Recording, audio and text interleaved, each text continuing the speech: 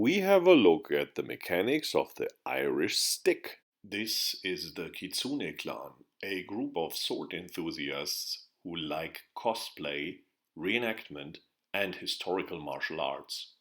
If you have similar interests, feel welcomed.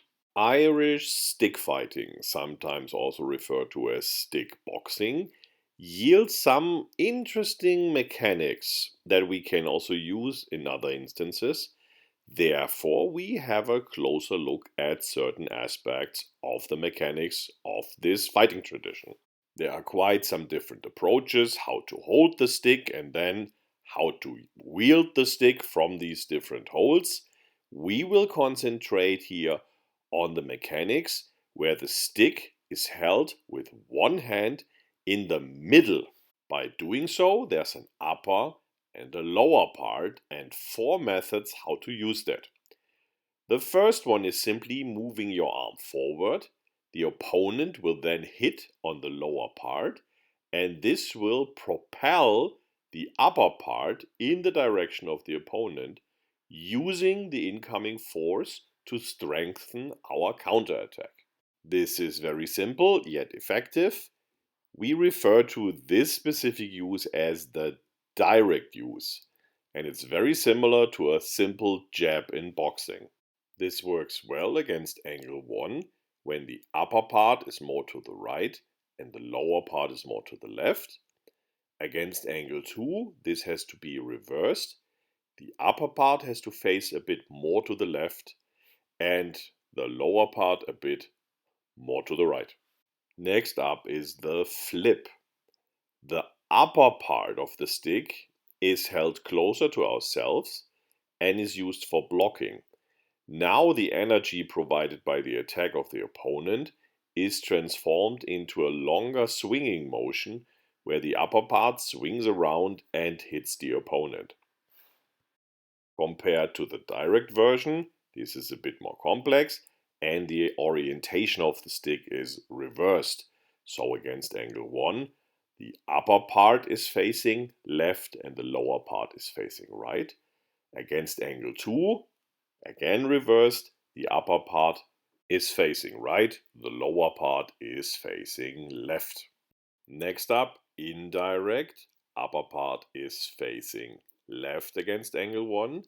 We receive with the lower end, the stick turns around and strikes with the upper part, but the stick of the opponent also gets deflected onto our other side. That's why it's indirect. For the angle 2, the stick is of course reversed, upper part is facing right. So what's missing? You could already infer it, an indirect flip. The stick is facing to the right against angle 1.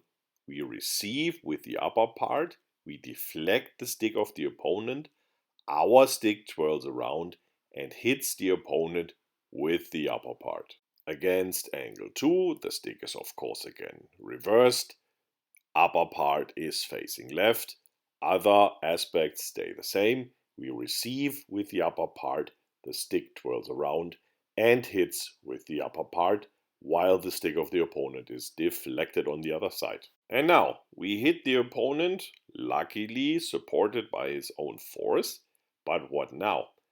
Interesting thing with the Irish stick mechanics is that it basically automatically transports our own stick into a disarming position, and we can simply make use of it using the disarms we already know from sword fighting.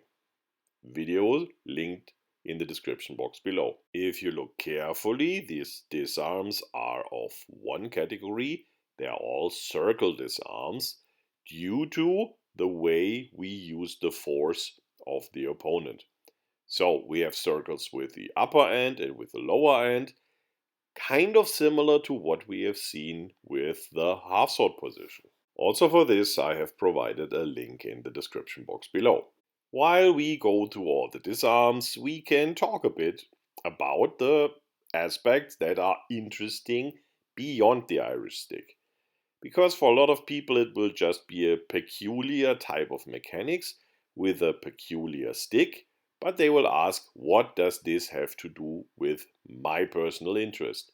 Well, we come to that point. The Irish stick is of course not the only weapon using these specific types of mechanics, yet it's very good for highlighting these aspects. And we can discover that in other weapons, at least some of them, but in none of them is it as easy to understand because few weapons are gripped in the middle, like the Irish stick, transferring force that directly. Now I can already hear you, this will never work, this is too theoretical. Interesting is, if you compare the different types of mechanics described here, they are interconnected and only dependent on the type of attack of the opponent or the timing. The principal idea of this method for the Irish stick is I throw forward my fist, and whatever happens, happens.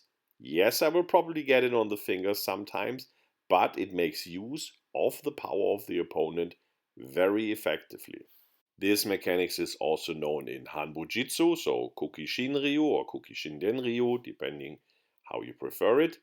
There it's a bit more complex because you start out with two hands, but the moment the stick flips, you also only have one hand there and it is in the middle. So same mechanics, not only in Ireland, also in Japan. And now to the modern world. How can I make use of all that? For example, with an umbrella. Most people, when holding an umbrella in everyday life, when it's not open, hold it in the middle. So you can, of course, regrip it in a self-defense situation, but if you are surprised, the Irish stick grip will be the most natural one for most people. Also, the umbrella has the same asymmetry as the Irish stick, with a heavier upper part that, unlike the Irish stick, can also be used for hooking, as demonstrated here in some instances. There are special self-defense umbrellas on the market, and of course you can use them like Hanbujitsu or you can use them with Filipino martial arts, but the historical similarity is in fact pretty high with the Irish stick. Now to the sword.